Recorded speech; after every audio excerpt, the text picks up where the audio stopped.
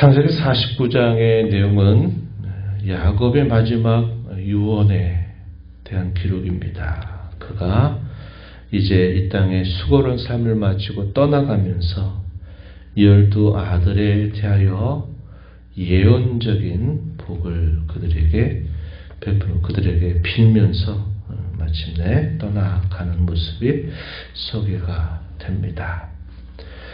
그 12명의 자식들을 불러놓고 그들에게 이렇게 말하죠. 1절 보면 너희는 모이라 너희가 후일에 당할 일을 내가 너희에게 이루리라.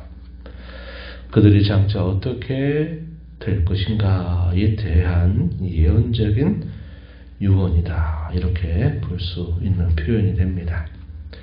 28절 하반절 말씀에 보면 이러한 축복을 하고 나서 그렇게 축복을 하게 되는 모습에 대해서 이렇게 소개했습니다. 이들은 이스라엘의 12지파라. 이와 같이 그들의 아버지가 그들에게 말하고 그들에게 축복하였으니 곧 그들 각 사람의 분량대로 축복하였더라. 이렇게 표현했습니다.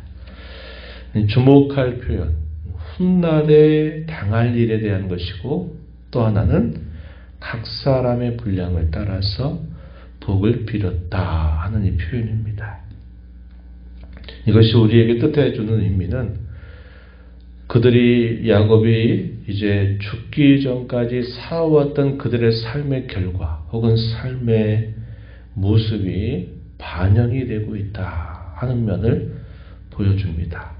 그럼에도 불구하고 또 하나 중요한 사실은 그들이 이스라엘의 12지파를 이룬다. 그들이 하나님이 약속하신 복에 다 참여하게 된다 하는 것을 보여주고 있다 하는 겁니다. 우리도 마찬가지죠. 우리가 하나님께로부터 부름을 받아서 구원받은 성도가 되어 새 삶을 살게 될 때 우리의 지나온 삶의 여러 결과들이 반드시 거기에 있어요. 내가 태생이었도 하고 내 성격이었도 하고 내가 자라온 환경이었도 하고 이런 것들이 내 인생의 모든 삶 속에 반영이 되어 있다 하는 겁니다. 그럼에도 불구하고 감사한 것은 우리의 살아온 삶의 내용들이 늘 반영이 되면서도 그게 전부가 아니라 우리가 하나님이 약속하신 하나님 나라의 복에 참여하는 자가 되었다 하는 면에서는 또 우리에게 베푸신 주의 은혜가 분명히 크다 하는 사실을 발견하게 된다 하는 겁니다. 그래서 이 말은 우리의 주어진 인생의 삶을 우리가 조금 더 가치 있고 조금 더 책임 있게 조금 더 하나님 앞에 바르게 살아가는 삶의 자세를 가지고 살아야 될 것을 우리에게 가르쳐 주기도 한다 하는 것을 우리가 기억해야 된다 하는 겁니다. 그래서 이러한 중요한 원리를 따라서 야곱이 12명의 아들을 축복한 겁니다. 각 사람의 분량을 따라서 축복했다 표현을 우리가 염두에 두면서 한번 살펴보겠습니다.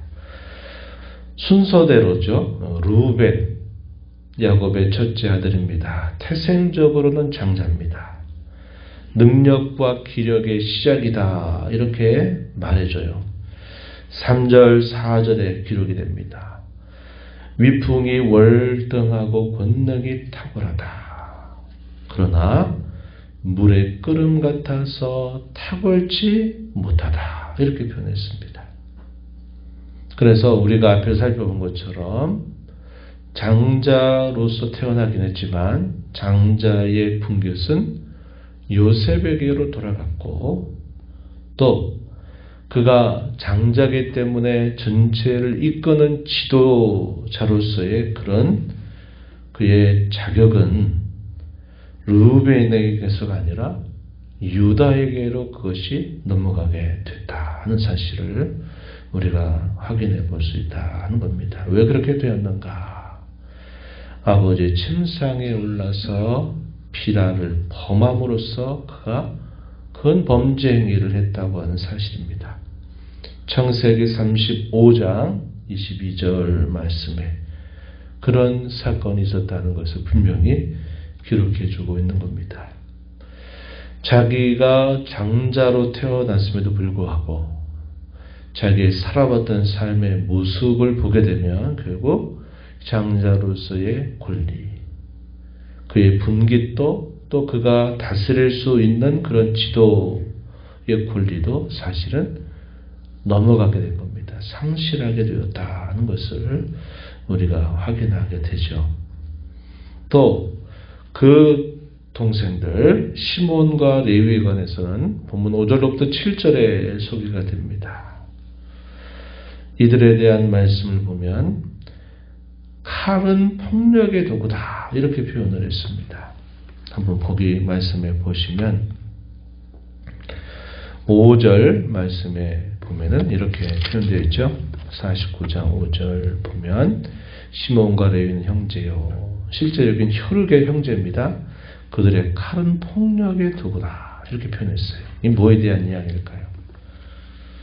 자기 여동생 디나를 강간했던 그 세겜이라고 하는 사람, 또 그의 아버지였던 하몰, 그리고 그곳에 속해 있는 모든 남자들을 다 죽이고 심지어 모든 것들을 약탈하는 그런 일을 선동했던 사람입니다.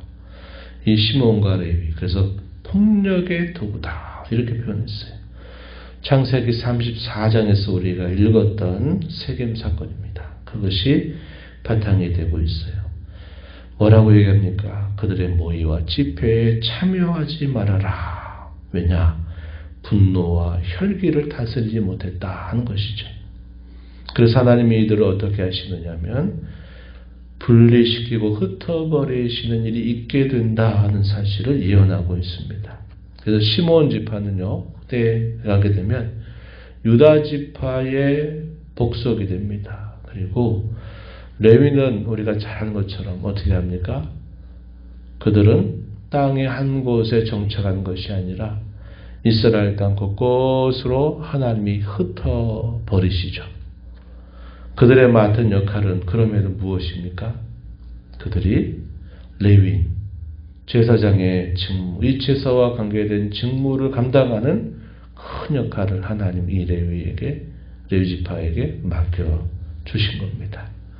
계기는 흩어버린 건데 결과적으로는 그들의 흩어짐이 이스라엘 백성들 전체를 섬기는 일에 있어서 중요한 역할을 감당하도록 그들을 구별해 주신다 하는 것을 보게 됩니다.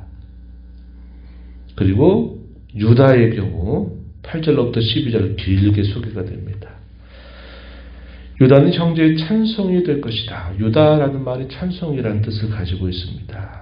승리와 영광이 주어질 것이다 하는 것을 예언합니다. 원수의 목을 잡을 것이고 사자 새끼가 될 것이고 형제들이 절하게 될 것이다. 메시아에 대한 예언을 담고 있습니다. 오실 실로에게 모든 백성이 복종하게 될 것이다. 귀와 통치자의 지팡이가 떠나지 않을 것이다. 이렇게 말합니다. 그래서 장자의 권한은 요셉에게 돌아가지만 지도자의 역할은 결국 누구에게로 돌아가느냐? 유다에게로 돌아가게 됨을 말해줍니다. 그래서 이 유다 지파의 사자로서 우리 주님께서 오시게 된 일을 우리가 알게 되죠. 이것이 바로 그 옛날 야곱이 이 유다를 향해 예언했던 그 예언대로 되어진 일이었다 하는 겁니다.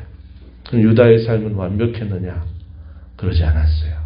우리가 아는 바와 같이 그의 며느리 다말이라고 하는 사람을 통해서 자손이 이어지게 됩니다. 그래서 참 그런 사건 자체가 부끄러운 그런 사건임에도 불구하고 이 유다에게 하나님이 그러한 은혜를 베푸셨다 하는 사실을 우리가 확인할 수 있게 됩니다.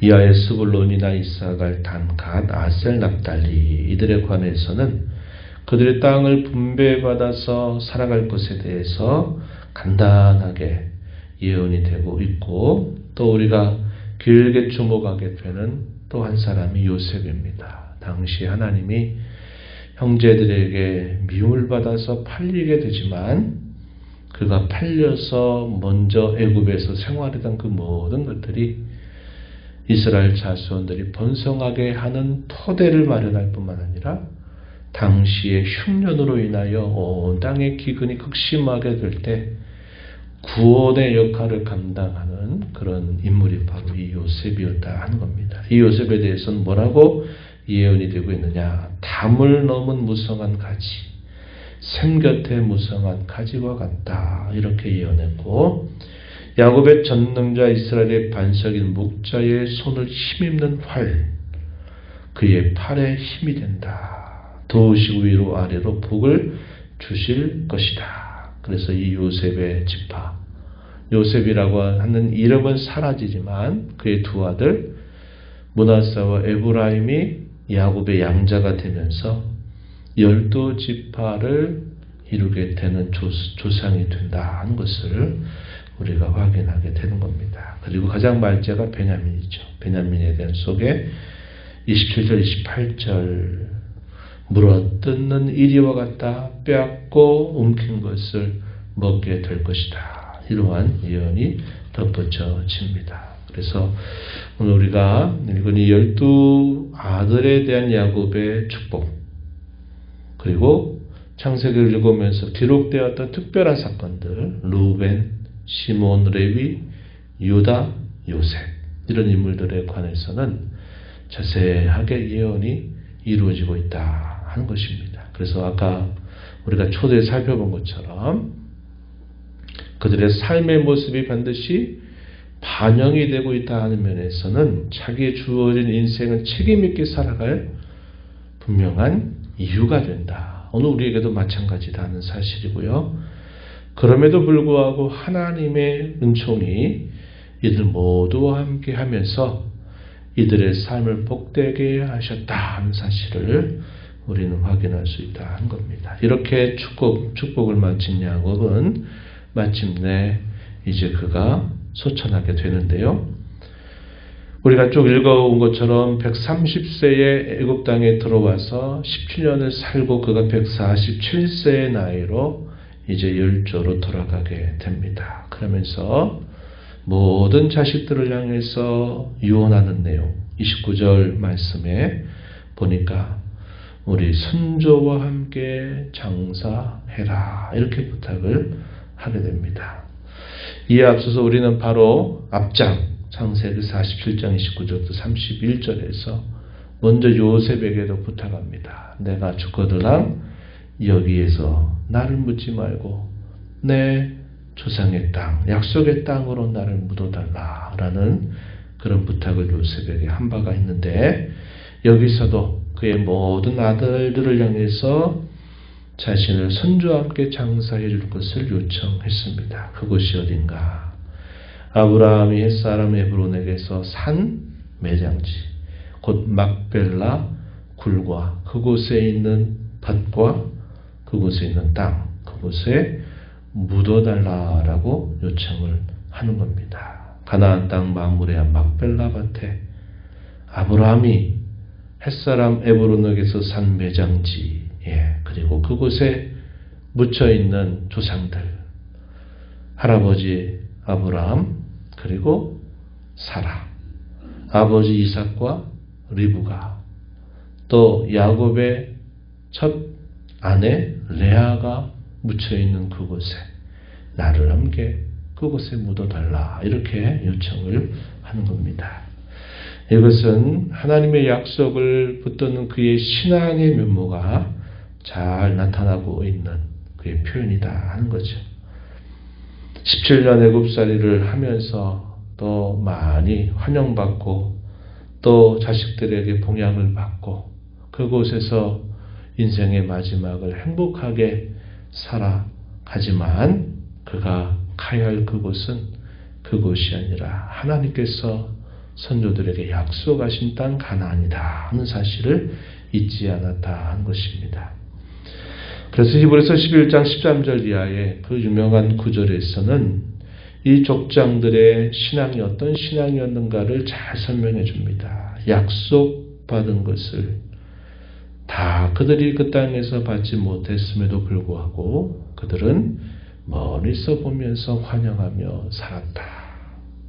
또 그들이 살고 있는 그 땅에서는 외국인과 나그네의 임을 증언하였다. 이렇게 말합니다.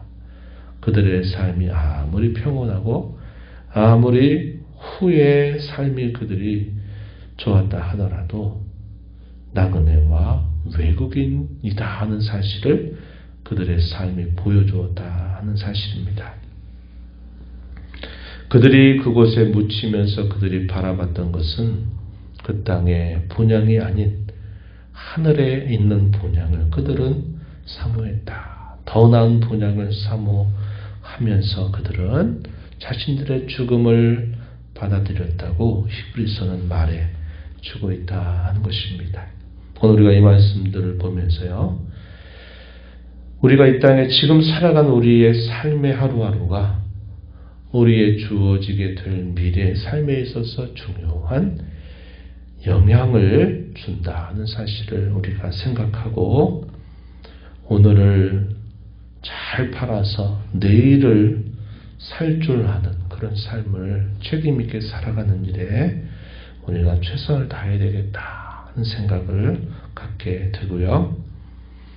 우리 이 땅에 살면서 이 땅에서 모든 걸 누릴 자처럼 사는 자들이 아니라 하늘에 참되고 영원한 본향, 다시 말해서 하나님의 영원한 나라가 완성될 그곳에 내가 참여하게 될 그때를 날 소망하면서 사는 것입니다. 단순히 죽어서 가는 낙원, 그것이 완성은 아니에요. 주께서 재림하셔서 우리에게 온전히 이루어 주실 그 영원한 하나님의 나라의 삶을 우리가 바라보고 하루하루를 살아가는 것이고, 그러한 은총을 받은 자들로서 우리가 그 본향을 사모하는 삶은 그런 참되고 영원한 약속이 이루어질 때를 바라보는 것뿐만 아니라 하루하루를 우리를 사랑하시는 하나님, 우리도 사랑하고 우리도 섬기는 삶이다 하는 것을 언제나 기억하면서 살아가는 저와 여러분이 되어야겠다 하는 것입니다. 오늘도 이 교훈을 마음에 새기면서 이 교훈 따라 살아가는 교회와 성도가 되도록 함께 기도하며 힘써 나가게 되기를 바랍니다.